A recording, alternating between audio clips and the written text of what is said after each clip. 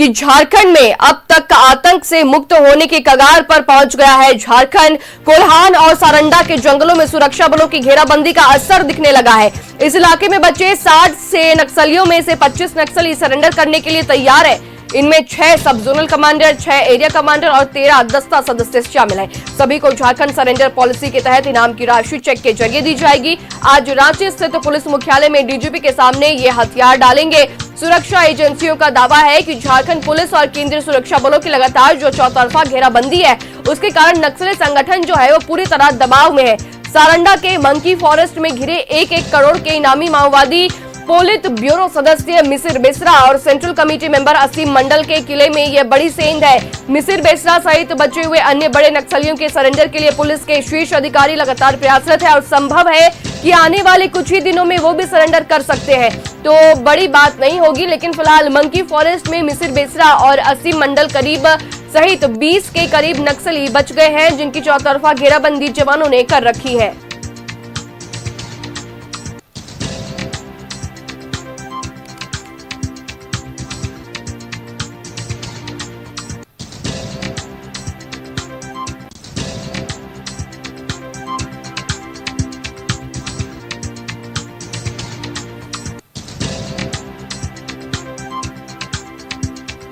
तो अब बात कर लेते हैं कि कौन कौन होंगे जो आज अपना आत्मसमर्पण करेंगे। तो बताते चलूं कि 5 लाख का इनामी प्रभात उर्फ नागेंद्र मुंडा, गुलशन मुंडा, सागेन अंगारिया, सुलेमान हांसदा, दर्शन उर्फ विज हांसदा करेंगे सरेंडर। 2 लाख का इनामी नक्सली करण टीयू, वासुमती जेरई डालेंगे हथियार।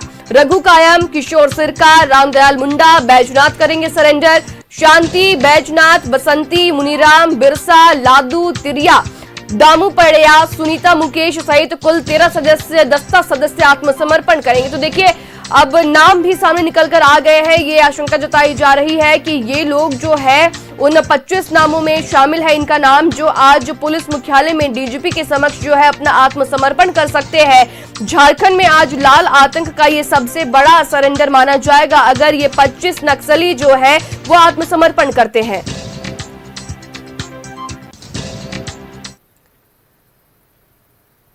और खबर पर जानकारी के लिए रुख कर लेते हैं हमारे सहयोगी अंजुनी का, हमारे साथ जुड़ रहे हैं।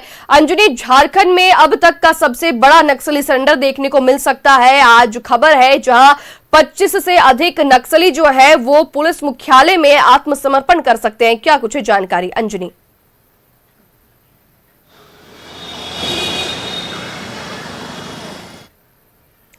तो आवाज उन तक नहीं पहुंच रही है। एक बार फिर से मैं सवाल अपना दोहराना चाहूंगी कि अंजुनी, आज झारखंड में लाल आतंक का सबसे बड़ा जो है वो रुख देखने को मिल रहा है। लाल आतंक जो है वो समाप्ति की ओर देखने को मिल रहा है, जहां आज पुलिस मुख्यालय में 25 से ज्यादा नक्सली जो है वो आत्मसमर्पण कर सकते हैं। क्या कुछ है जानकारी अंजुनी? देखिए, आज का दिन यदि हम रेड कॉर्नर की बात करेंगे, मतलब जो लाल आतंक का जो कॉरिडोर है उसमें अब धीरे धीरे संख्या कम हो रही है। आज 25 जो नक्सली हैं वो झारखंड पुलिस मुख्यालय में आत्मसमर्पण करेंगे। तो ये जिस तरह से झारखंड में धीरे धीरे नक्सलियों का सफाया हो रहा है और पुलिस की दबिश जिस तरह से चल रही है, उससे कहीं ना कहीं भयभीत होकर सरेंडर कर रहे हैं। झारखंड में आप देखेंगे श्रेया, 2009 में आत्मसमर्पण और पुनर्वास नीति बनाई गई थी, जिसके तहत जो है आतंकी सरेंडर करेंगे तो उनके बेहतर भविष्य की को लेकर एक रणनीति बनाई गई है।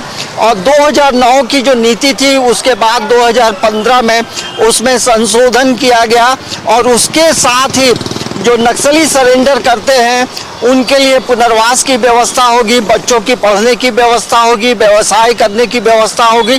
तो हमें लगता है कि एक सार्थक पॉलिसी रही है और यही वजह है कि अब तक जो है 324 जो नक्सली हैं वो झारखंड में सरेंडर कर चुके हैं और 324 में आप 25 जोड़ दें तो आंकड़ा बढ़ते ही जा रहा है।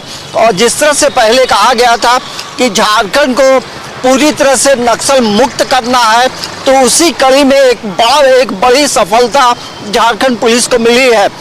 झारखंड के डीजीपी तदासा मिश्रा की पहल पे और तमाम वैसे पुलिसकर्मी जो नक्सली इलाके में काम करते हैं वो बधाई के पात्र हैं, क्योंकि यदि आप ऐसे लोगों को समाज की मुख्य धारा में लाते हैं तो जाहिर सी बात है जो जंगल का जो इलाका है जहां नक्सलियों का डेरा अब पूरे राज्य में देखेंगे तो 4 जिलों में नक्सलियों का कुछ डेरा बचा है, मतलब कुछ गतिविधियां हैं। तो अब इन तमाम चीज़ों पे धीरे धीरे करके हमें लगता है विराम लगेगा और राज्य जो है अब नक्सल मुक्त की ओर धीरे धीरे आगे बढ़ रहा है। बस कुछ ही कदम बचे हैं जहां पूरी तरह से नक्सली समाप्त हो जाएंगे।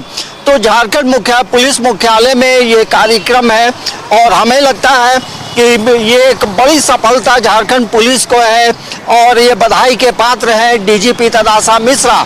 तो अब देखना ये होगा कि जो नक्सली बचे हैं वो अब कब तक तमाम चीज़ों को छोड़कर समाज की मुख्य धारा में जुड़ना चाहते हैं। तो एक आंकड़ों में भी इजाफा हुआ है और जो नक्सलियों का जो आतंक है वो भी अब धीरे धीरे करके समाप्त होने जा रहा है।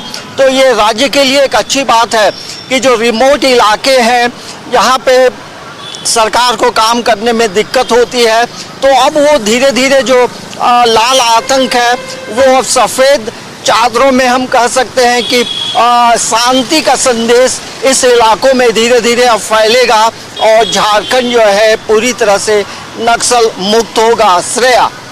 जी अंजनी, तो कहा जा सकता है कि अब तक लगभग 300 से ज्यादा नक्सलियों ने जहां सरेंडर किया है और आज भी खबर जब सामने निकल कर आ रही है कि 25 से ज्यादा नक्सली जो है वो अपना आत्मसमर्पण कर सकते हैं, तो कहा जा सकता है कि झारखंड में लाल आतंक का जो किला बना हुआ है उसमें एक बार फिर से बड़ी सेंधमारी देखने को मिल सकती है। और जानकारी के लिए बहुत शुक्रिया अंजनी।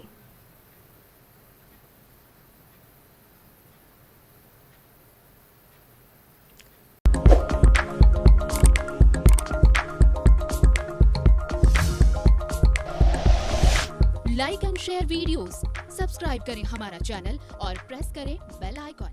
न्यूज़ 11 भारत, सच है तो।